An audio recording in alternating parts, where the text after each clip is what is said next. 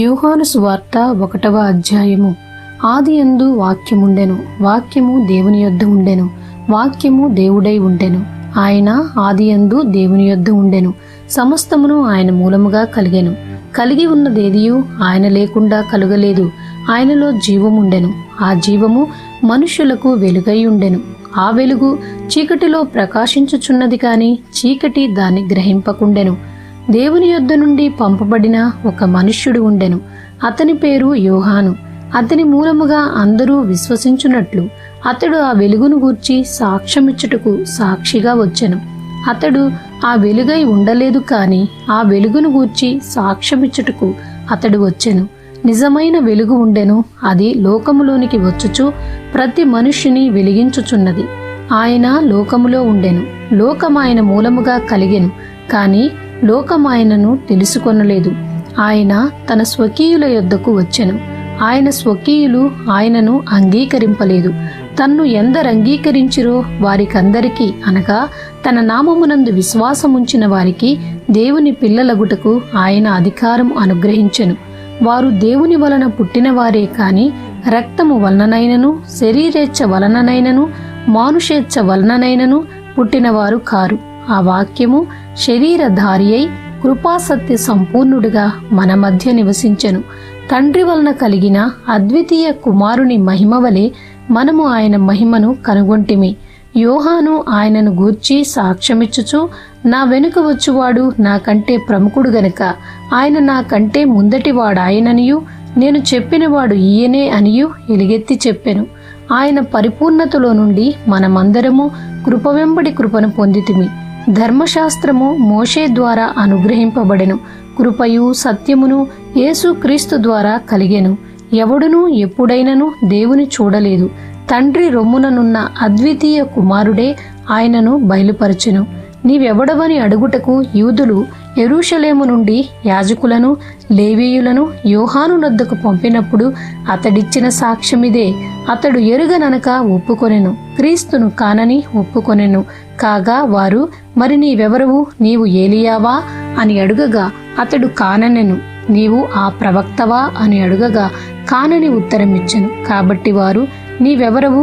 మమ్ము పంపిన వారికి మేము ఉత్తరమియ్యవలను గనుక నిన్ను గూర్చి నీవేమి చెప్పుకొనుచున్నావని అతనిని అడిగిరి.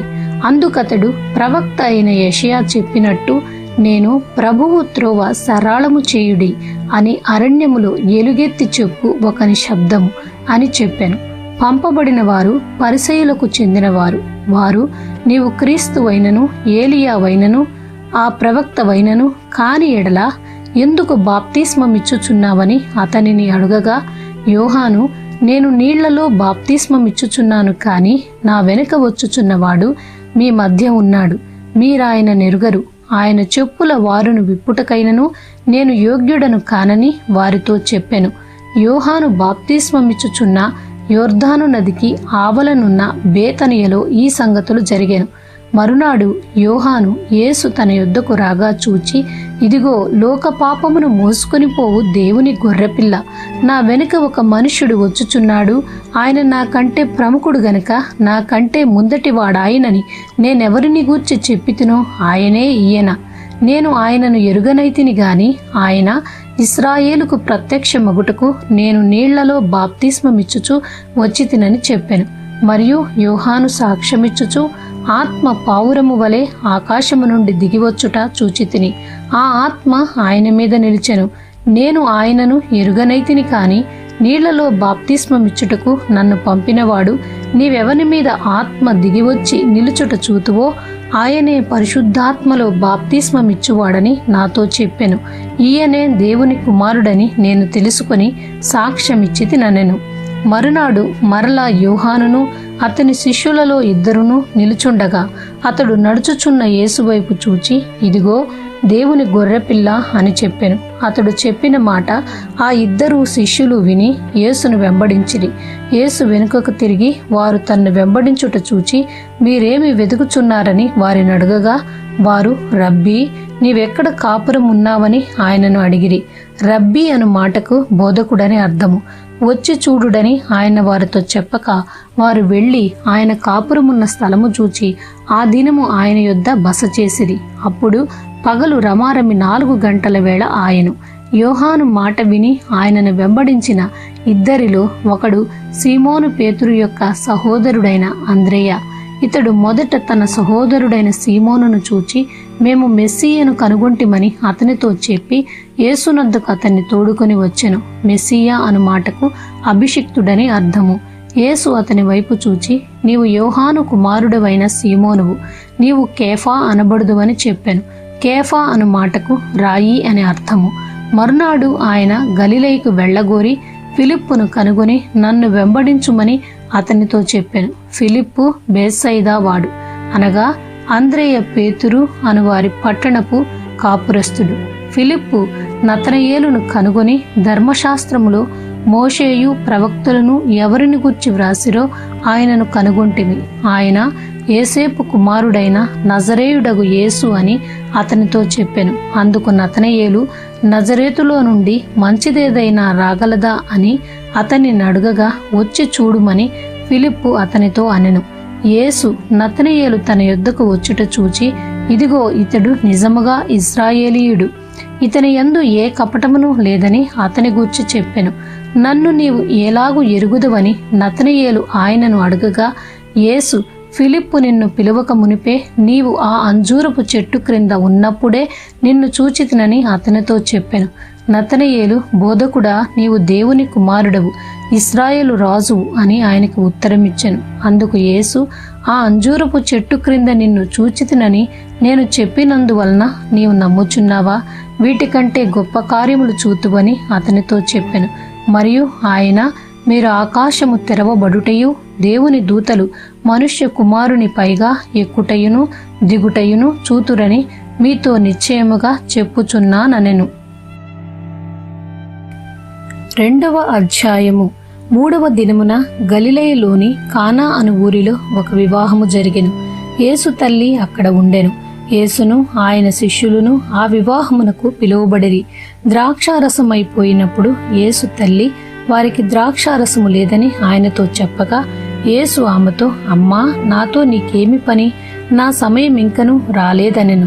ఆయన తల్లి పరిచారకులను చూచి, ఆయన మీతో చెప్పునది చేయుడనెను.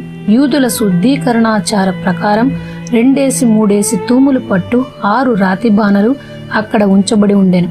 యేసు ఆ బాణలు నీళ్లతో నింపుడని వారితో చెప్పగా వారు వాటిని అంచుల మట్టుకు నింపిరి. అప్పుడు ఆయన వారితో, మీరిప్పుడు ముంచి విందు ప్రధాని యొద్దకు తీసుకొని పొండని చెప్పగా వారు తీసుకొని పోయిరి.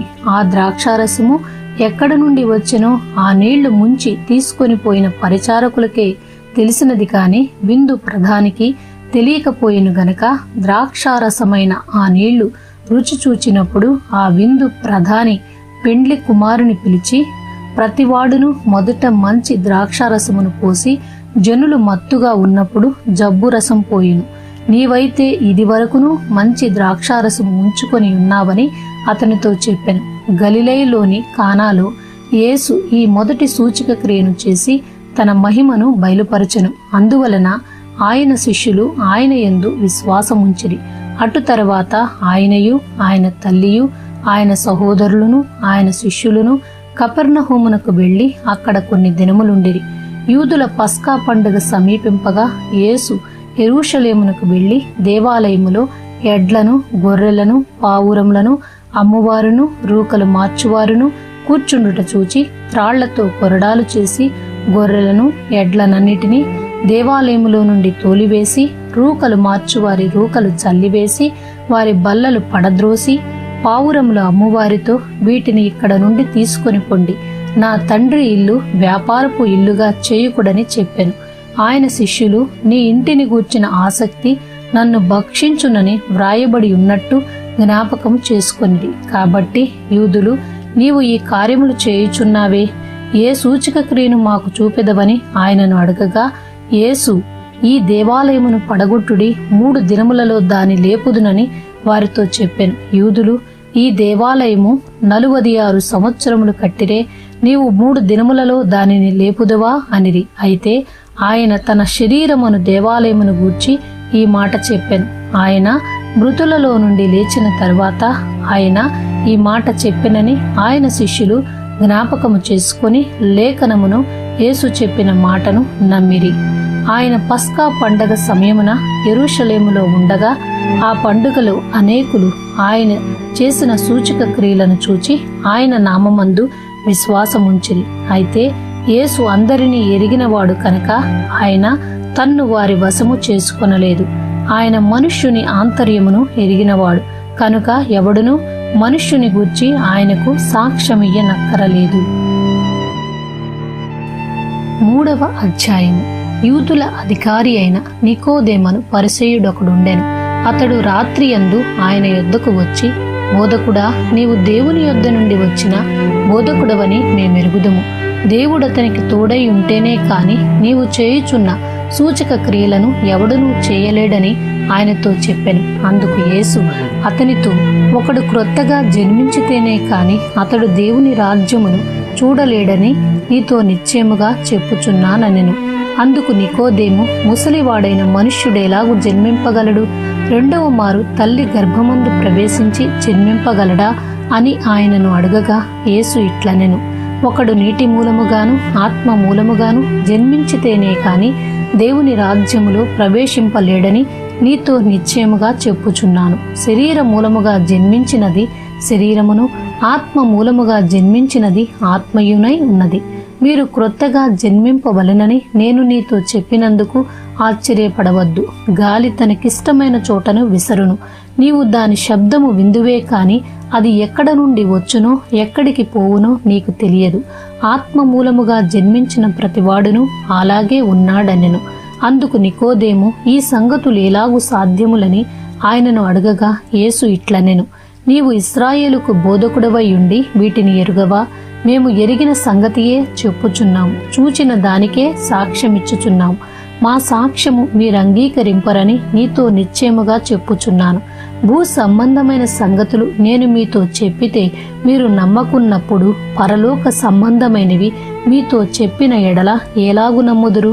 మరియు పరలోకము నుండి దిగివచ్చిన వాడే, అనగా పరలోకములో ఉండు మనుష్య కుమారుడే తప్ప పరలోకమునకు ఎక్కిపోయిన వాడెవడునూ లేడు. అరణ్యములో మోషే సర్పమును ఎలాగు ఎత్తెనో అలాగే విశ్వసించు ప్రతివాడును నశింపక ఆయన ద్వారా నిత్య జీవము పొందునట్లు మనుష్య కుమారుడు ఎత్తబడవలెను. దేవుడు లోకమును ఎంతో ప్రేమించెను, కాగా ఆయన తన అద్వితీయ కుమారునిగా పుట్టిన వానియందు విశ్వాసముంచు ప్రతివాడును నశింపక నిత్య జీవము పొందునట్లు ఆయనను అనుగ్రహించెను. లోకము తన కుమారుని ద్వారా రక్షణ పొందుటకే గాని లోకమునకు తీర్పు తీర్చుటకు దేవుడు ఆయనను లోకములోనికి పంపలేదు. ఆయన యందు విశ్వాసముంచువానికి తీర్పు తీర్చబడదు. విశ్వసింపనివాడు దేవుని అద్వితీయ కుమారుని నామమందు విశ్వాసముంచలేదు గనుక వానికి ఇంతకు మునిపే తీర్పు తీర్చబడెను. ఆ తీర్పు ఇదే, వెలుగు లోకములోనికి వచ్చెను గాని తమ క్రియలు చెడ్డవైనందున మనుష్యులు వెలుగును ప్రేమింపక చీకటినే ప్రేమించిరి. దుష్కార్యము చేయు ప్రతివాడు వెలుగును ద్వేషించును, తన క్రియలు దుష్క్రియలుగా కనపడకుండునట్లు వెలుగునొద్దకు రాడు.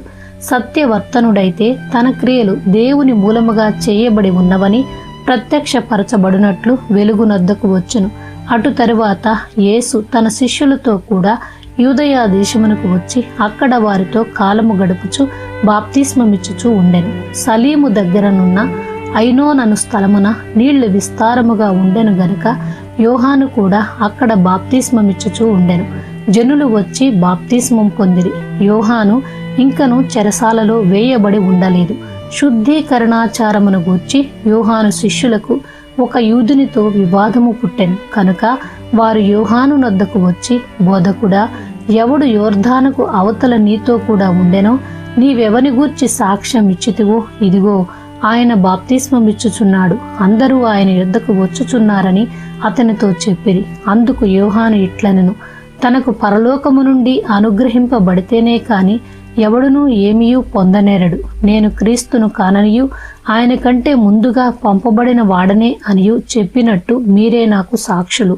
పెండ్లి కుమార్తె కలవాడు పెండ్లి కుమారుడు.